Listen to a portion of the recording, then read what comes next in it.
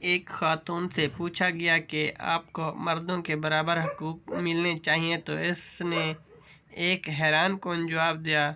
इसने कहा कि मुझे बराबर के हकूक़ नहीं चाहिए। मैंने तफसील चाही तो इसने कुछ यूँ बयान किया। मेरी जायदाद में बाप की तरफ से हिस्सा है, भाई की तरफ से हिस्सा है, बेटे की तरफ से हिस्सा है, खामद की तरफ से हिस्सा है। जब मैं मर्दों के बराबर आ जाऊंगी तो मैं इन हकूक़ से महरूम हो जाऊंगी। मैं किसी जगह जॉब करती हूँ तो मुझे जॉब में सहूलत दी जाती है। बराबर के हकूक़ में मेरा नुकसान ज़्यादा है। बैंक, हस्पताल, मार्केट, हर जगह लेडीज़ फर्स्ट के असूल पर मुझे रिलीफ मिल जाता है। मैं अब्बू से मिलने जाऊं तो वो खड़े होकर मिलते हैं और भाई को बैठे बैठे सलाम कर लेते हैं। हम शहर से बाहर कहीं जाएं तो मैंने और बेटी ने अपना अपना हैंड बैग पकड़ना होता है और बस बाकी सामान बेटे जाने और इनके पापा।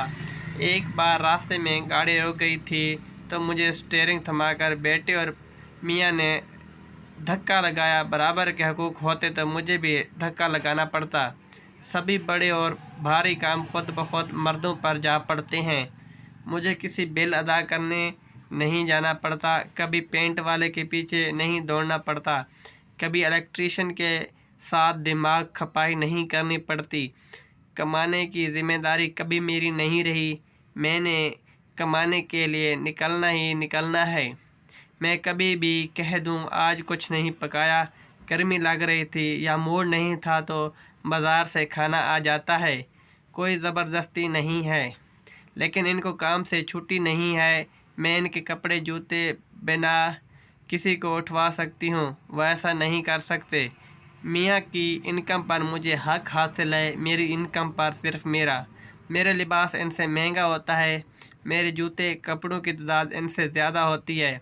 ऐसे बेशुमार फ़ायदे मुझे हासिल हैं। मैं बराबर के असूल लेकर घाटे का सौदा नहीं करूँगी। अगर आज की स्टोरी अच्छी लगी हो तो चैनल को सब्सक्राइब कर दें ताकि नई आने वाली वीडियो का नोटिफिकेशन बआसानी आप तक पहुँच सके। शुक्रिया। अल्लाह हाफ़िज़।